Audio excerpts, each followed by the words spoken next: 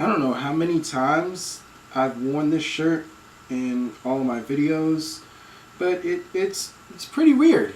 Anyways, what's up you guys? K the Critic here, and today I'm finally doing my last YouTube video until around July. The reason why I say that is because I don't think I'm gonna have time to do like all these constant reviews all the time, because I listen to so many albums and it's going to take a lot of work. And as a college student and as a worker, I don't think I'll be able to have time to find balance in doing all those. And as a reminder, I will have time to do at least like 1 minute videos, reviews on my Instagram page by the same name, K the Critic. So please go check that out and follow my Instagram page. But yeah, I've already done my top 10 worst albums, done my top 10 albums of other genres. And now here we are, the official video, the main attraction, my top 10 hip hop and R&B albums of 2019. Now before I get to this list, I want to remind you guys that I will not be able to do my top 100, top 50, top 10 albums of the 2010s because I'm young. I'm only 22, and you know, around the 2010s I was very young. I was really not able to listen to enough music around any kind of genre. So yeah, I'm pretty much possibly not going to do that, and it's going to take a pretty long time. But anyways, starting off with number 10, Nothing Great About Britain by Slowthai. Now there are a lot of really unique British albums that came out this past year, and I think Slowthai has the best hip-hop British album of the year. This new artist is bringing a lot of grimy hardcore hip-hop taste into the culture of British hip-hop, and so far it's going really amazing. Slowthai's style of putting so much grime into this type of this album reminds us back into the old days of when the Sex Pistols days. It kind of reminds me of that, and it reminds people all over the world who listen to this album of how Britain is still not really a great country. Even what happened in the recent elections of how the Conservatives and Boris Johnson have taken over the country, basically. And is that going to make Slowthai a better artist in the future? I think definitely hell yes. At number 9, we have Ventura, Anderson .Paak. I don't know, I don't really remember what I said earlier about Anderson .Paak's album, but I definitely know for a fact that this is pretty much why Anderson .Paak has proven that he's one of the best artists of the 2010s and the upcoming 2020s as well. Anderson .Paak brings this passionate funk and psychedelic and hip-hop groove to this album.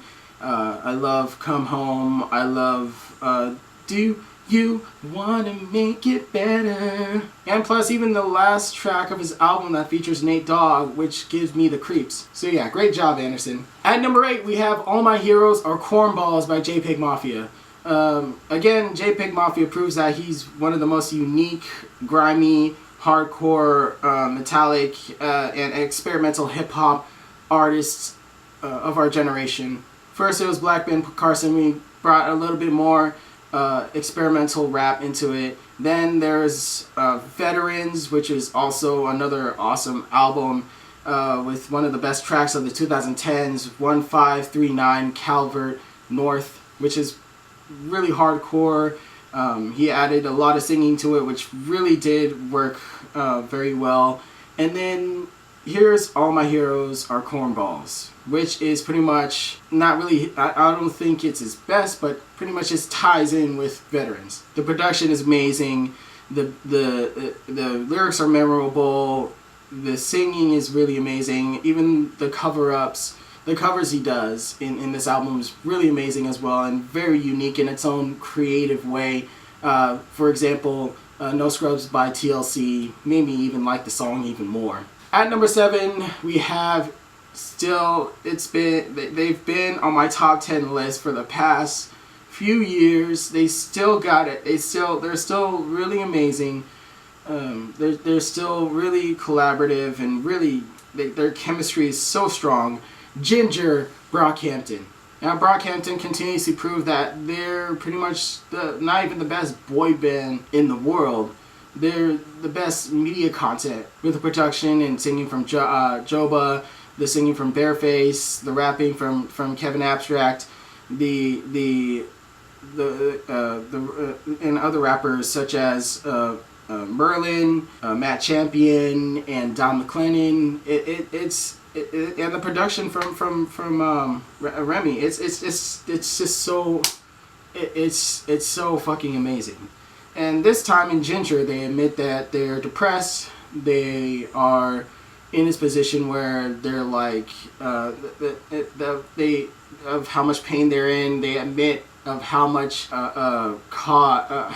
damage former Brockhampton founder Amir has caused to them. And yeah, I think this is pretty much not really their best album, but still, it's really amazing. Number 6, Case Study 01 by Daniel Caesar. Now, I'm gonna be honest, I haven't really gotten heavily obsessed with this album, but it's still amazing to its core. It's still going to be a future classic, R&B classic and soul classic from the artist Daniel Caesar.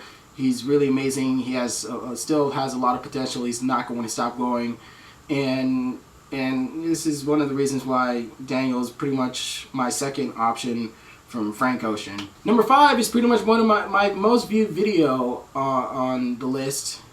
Malibu Ken, A$AP Rock, and Tobacco. Again, A$AP Rock is one of the best rappers and lyricists, and most underrated rappers and lyricists ever.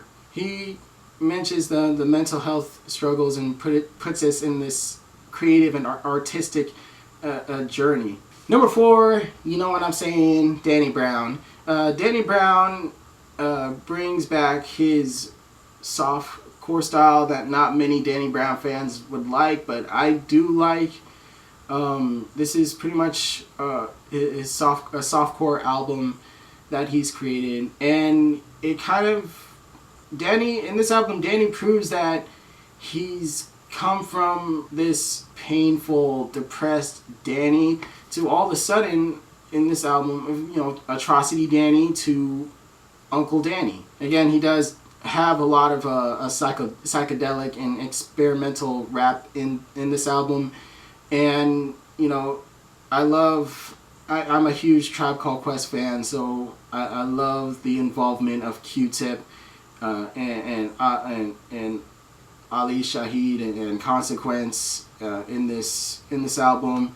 Their involvement is very heavy and made me love this album even more. Features are also amazing as well from Blood Orange, JPEG Mafia, and of course Run the Jewels. So yeah, I like this album. I love it a lot, and I like it a lot, and I like it, I love it.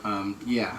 And number 3, Igor by Tyler, the Creator. Now this is arguably one of the best albums of Tyler, the Creator. He won multiple Grammys from it, which I'm very happy for. He openly admits that he's not really a rapper, which is really great. He's trying to prove himself that he's not just a rapper, but he's also an artist, period, which I like to see from a lot of artists. And this is pretty much proves that this is one of Tyler's best albums. From Earthquake, Running Out of Time, Thank You, My Love's Gone, My Love's Gone. First, all the effort that Tyler put into this album is really, really fantastic. One of the best yet. At number 2, this is going to be shocking to some people. Bandana, Freddie Gibbs, and Madlib. This isn't really number 1 because the next one is pretty much going to be shocking. Freddie Gibbs and Madlib came back 5 years after.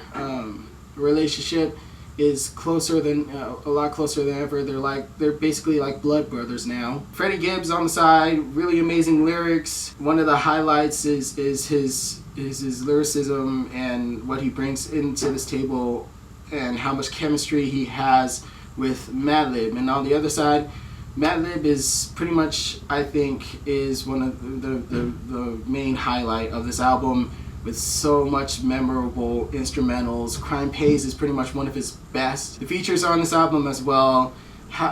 It's like, how do you get Black Thought and Mos Def on the same song? Like, which other artists have that? The best lyricist in hip hop history in the same song. Freddie Gibbs proves that he should be one of the top 10 best rappers of the 2010s. Before I get to my top number one album of the year, here are some honorable mentions. I'm going to name them right here on my phone as I get it. Grey Area, Little Sims. This is pretty much my second favorite British hip hop album ever. She should keep going. Revenge of the Dreamers 3, Dreamville. Made that album in 10 days with a hell of a lot of producers and a hell of a lot of rappers. That's how they got it done in 10 days. I got nothing else to say about it. Eve, Rhapsody, keep on doing your thing, baby. Injury Reserve, one of my favorite hip hop groups of the 2010s, made another really amazing album. I love their self-titled album. I love their past projects as well. And last but not least, the number one honorable mention is Zoo by Denzel Curry. Denzel, you're still on a streak, bro. Keep doing what you're doing. It's really a travesty that you're not really on my top 10 list, but you're still one of my top favorite rappers of the 2010s. Keep on going. Finally, we're at number one, and I gotta say, this hip hop group is one of the best hip hop groups I've heard this past decade. They've done a lot of. It does involve two white men and a black dude. I don't know what's going on with hip hop groups that have two white men and a black dude just being the main rapper, but this rap group has a lot of similarities to Death Grips, but they do have their own style. They do have their own authenticity and their unique production as well. They're not really metal based, but they're really sound and noise hip hop. They've done their past projects, Mid City, their self-titled album, and they're really, it's just, I don't know what to say. It makes me speechless, and I just became a huge fan of them. There existed an addiction to blood, clipping. Now, Daveed Diggs proves that he's also one of the best rappers of the 2010s. His lyrics are strong in this album. Blood of the Fang is one of the best the best songs of 2010s.